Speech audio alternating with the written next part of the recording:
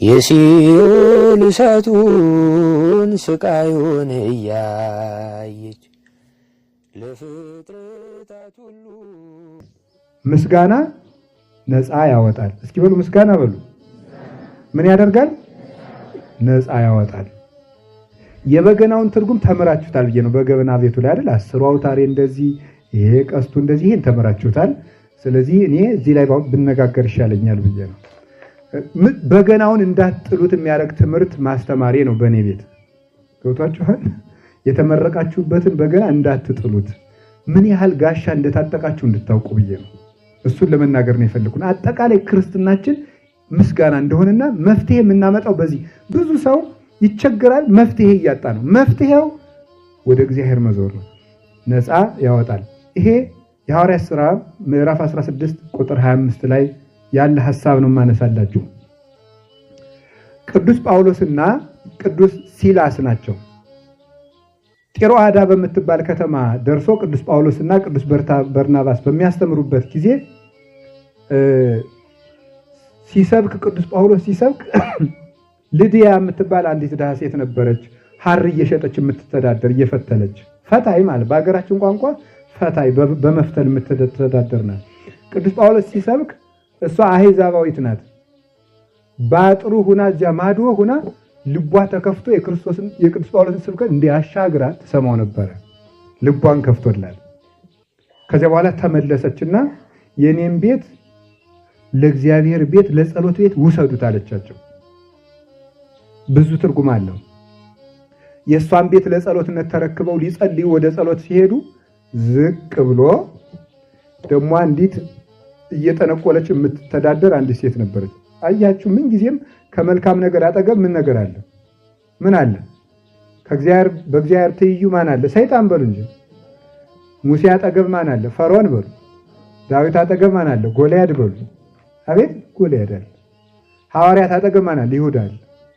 ሁልጊዜም አንድ መልካም ነገር ስንጀምር መልካሙን ነገር ብቻ ማየት የለብንም። እዚያ አጠገብም ሌሎች ነገሮች አብረው እንዳሉ ጠብቀን ከተጓዝ ድንገት ሲገጥመን አንሰበርም፣ ተስፋ አንቆርጥም።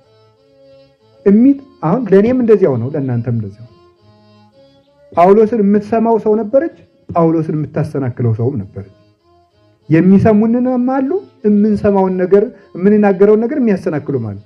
ያቺ ሴት እየጠነቆለች ለሀብታሞች ገንዘብ ታወጣለች፣ ለባለስልጣናት። ዛሬም እኮ እንደዚያ የሚያደርጉ ሰዎች አሉ፣ የሚያስጠነቁሉ፣ በህፃናት እየለመኑ ብር የሚያካብቱ ሰዎች አሉ። ህፃናትን እየለመኑ እነሱ ብር ይሰበስባሉ። ወሬ ነው አልሰማሁም።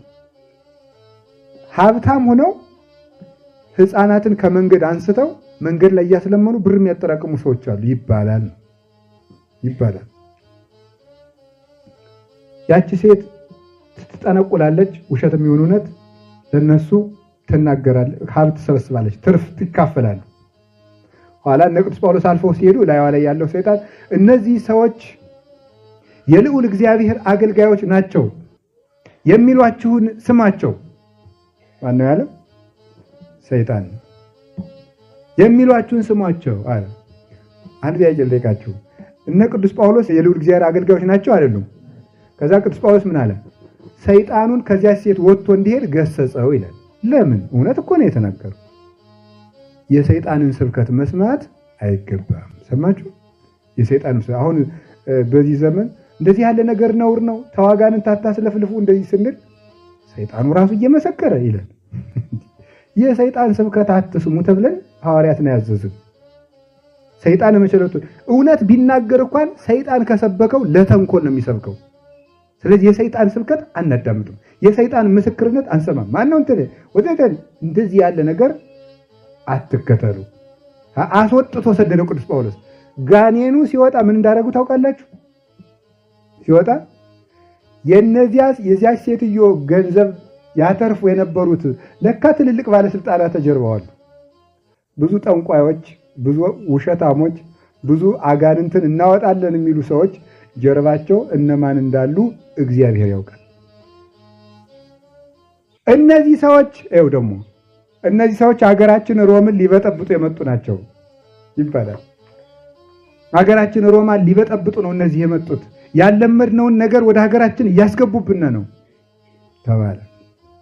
ሰውን ሁሉ በሐሰት አስመሰክረው በብር እንደሚያሳድዷቸው ማን ያውቃል? ይህን ገበያ ምን ያንጫጫዋል ቢባል እበልጣል እበለጣል። ሁሉም ለጥቅሙ ነው የሚንጫጭ። ለቅሶ ላይ ሰው የሚያለቅሰው እኮ ለሞተው ሰው አዝኖ አይደለም። የራሱ ወይ ሚስቱ አብሽቃው የሚያለቅስም ይኖራል። ባሏ የደበደባት ትዝ ብሏትም ልትንሰቀሰቅ ትችላለች።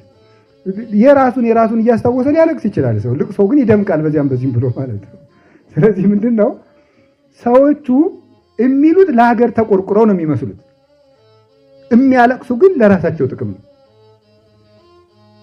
አባቶቻችን የሚሳደዱት ሲሰቃዩ የሚኖሩት በዚህ ምክንያት ነው። ከዚያ በኋላ ምን ሆነ? እነ ቅዱስ ጳውሎስን ቅዱስ በርናባስን እኒህማ ሀገር አጥፊዎች ናቸው። ይሄ ደግሞ ጎርፍ ይሆናል አይደለም? የነገሩትን ዝም ብሎ የሚሰማ የማይመረምር አለ። ደግሞ ውጣ ሲሉት የሚወጣ ቁጭ በል ሲሉት ቁጭ የሚል ደግሞ አለ። ወጣና ዝም ብሎ እነሱ ምን አደረጋቸው? ገበያ ለገበያ ከተማ ለከተማ አደባባይ ለአደባባይ በመሬት ጎተቷቸው። መሬት ለመሬት እየጎተቱ ጎትተው ልብሳቸውን አወለቁ። ልብሳቸውን አውልቀው ደግሞ እንዳይሞቱ እንዳይድኑ አድርገው ገረፏቸው። ገርፈው ሰውነታቸውን አቁስለው ሲጎተቱ ውለው ደግሞ ግርፋት ገርፈው ሲጨርሱ ወስደው ደግሞ ማታ ቁስል የሚያጥብ የለ ዘመድ የለ ምን የለ ከነ ቁስላቸው ከባዶ ወህኒ ቤት እንዲወረወሩ ተደረገ። እዚያ ውስጥ እንዳለ ወከዊኖ መንፈቀ ሌሊት ሶቢሃ ጳውሎስ ወሲላስ ጸለዩ ወሰብህው ወደ እግዚአብሔር። መንፈቀ ሌሊት በሆነ ጊዜ ጳውሎስና ሲላስ ሌሊት እግዚአብሔርን አመሰገኑት ይላል። እግዚአብሔር ምን አደረጉት? ምን አላችሁ? እስቲ እኔ በሆን ብላችሁ አስቡ። እውነት እስቲ አስቡ። አስቀድሳችሁ ስትመለሱ ሰው ይዞ መሬት ለመሬት በአስፋልቱ ቢጎትታችሁ ከዛ ደግሞ ተቀብሎ ሰው ቢገርፋችሁ ሌላ ጊዜ ታስቀድሳላችሁ? ጭራሽ እኔ ባስቀደስኩ እንድገረፍ ታደርጋለህ ወይ? እግዚአብሔር ቅልጥ ብሎ ይቅር። እንዲህ አይነት ሃይማኖት አትሉም ወይ? አዎ እንዴ! እናንተ እኮ ባታን ጧት ዘክራችሁ ከሰዓት እንቅፋት ሲመጣችሁ ምን አድርጌሽ ነው ባትዬ ነው የምትሉት። እንዲሁ ይገርማል። ራሳችሁ እየተንከረፈፋችሁ አስተውላችሁ ሳትራመዱ እንቅፋት በመጣችሁ ቁጥር ገብርኤል ምን አድርጌህ ነው የምንለው እንጂ የኛ እኮ ጥጋብ እኮ ልክ የለው። ተገርፈው ተደብድበው ተሰቃይተው ጸለዩማ አይደንቀኝም፣ ጸሎትማ አውጣኝም ተብሎ ይጸለል ያመሰግኑት ነበር። በማይመች ሁኔታ ውስጥ ፈጣሪን ማሰብ ነው እግዚአብሔርን ማመን ማለት። ከዚህ በኋላ ምን አለ? ወአድለቅለቀ አቢይ ድልቅልቅ ወአንቀልቀለ መሰረተ ቤተ ሞቀ። ታላቅ ንውጽውጽታም ሆነ ከምናቸው ከምስጋናቸው የተነሳ የወህኒ ቤቱ መሰረት ሁሉ ተነዋወጸ። ወተከስቱ ሁሉ አናቅጽ የተዘጉ በሮች ሁሉ ተከፈቱ። እስኪ በሉ ይሄንን በሉ። የተዘጉ በሮች ሁሉ በሉ። ደግሞ ይኸውላችሁ ሲጎተቱ ብለው እንደውም ያልነገርኳችሁ አለ። ሲጎተቱ ብለው ራቁታቸውን ተገርፈው ከነቁስላቸው ወህኒ ቤት ዝም ብሎ አለ የሚተዘጋባቸው በታላቅ ግንድ እግራቸውን አጣብቀው ጠርቀው አሰሯቸው ነው። ተመልከቱ ማሙን ቀን ሲጎተቱ አሉ፣ ሲገረፉ አሉ። እግራቸው እንዳያርፍ ደግሞ ከነቁስሉ በግንድ ታስሯል። እንዲህ ብለው አመሰገኑ። ያ ምስጋና ኃይል ነበረውና የተዘጉ በሮች ሁሉ በምስጋና ተከፈቱ። ስናመሰግን የተዘጋ ይከፈታል ብያችሁ ነበረ። ተነዋወጸ። የታሰሩበት ቤት ተነዋወጸ። ስናመሰግን አስሮ የያዘን ሰይጣን ከነመሰረቱ ይናወጣል። ከነመሰረቱ ነው የሚናወጠው። የእስር ቤት መሰረቶች ማለት የክፋት መሰረት የሆኑ ሰዎች ሁሉ ይነቀላሉ፣ ይጠፋሉ። ሳኦል ከነዘሩ ከነማንዘሩ ከነልጆቹ በገዛ ጦሩ ተነቃቅሎ ነው የጠፋ። የዳዊት መሰረት ግን ክርስቶስ ነበርና ዛሬም አለ። የሚያመሰግን ሰው መሰረቱ የጸና ነው። ያኛው ግን ረይክዎ ለኃጥእ ወተለዓለ ከማርዘ ሊባኖስ ወሰበገብ ኃጥእ ኃጢአተኛ እንደ ሊባኖስ ዘግባ ከፍሎ አየሁት ስመለስ ግን አጣሁት ተብሏል። ከዚያ በኋላ በሮቹ ሁሉ ሲከፈቱ የእስር ቤቱ ጠባቂ ደነገጠ። አምልጠው ነው ብሎ ራሴን ተሰቃይቼ ከሞት በፊት ራሴን ላጥፋል ቅዱስ ጳውሎስ ምን እንዳለ ታውቃለች? አይዞ እኛ አልጠፋንም፣ ራስን በራስ ላይ ክፉ ነገር እንዳታደርግ። ወይ ፍቅር! እንዲያው ቅዱስ ጳውሎስን የሚያህል ሰው እንዲያው የት ነው የምናይ? እንዲያው አስሮ ከነቁስሉ በግንድ ጠርቆ ያሰረው ሰውዬ ራሱን እንዳያጠፋ ቶሎ ብሎ ይቆረቆርለታል። ለዚህ አይጨነቅ ነበር። ከዚያ በኋላ ደጁ እንደተዘጋ ነው የተከፈተ። እናንተ ቆይ ማን ናችሁ? የእግዚአብሔር አገልጋዮች ነው። ሄዶ ሰገደላቸው። እባካችሁ ነፍሴ እንድትድን እርዷት አላቸው። ተነስና በኢየሱስ ክርስቶስም ተጠመቅ፣ ከነ ቤተሰብ ትድናል። ቤታቸውን ወሰዳቸው፣ ቁስላቸውን አጠበላቸው። እሱ ተጠመቀ ከነ ቤተሰቡ ክርስቲያን። አያችሁ፣ እሱ የስጋቸውን ቁስል አጠበ፣ እነሱ የነፍሱን ቁስል አጠቡ። ይሄን አድርጉት። ይኸው ቆስላችሁ ቁስል የሚያጠብ እንባ የሚያብስ ዘመድ ባይኖራችሁ ምስጋና ዘመድ ይሰጣል።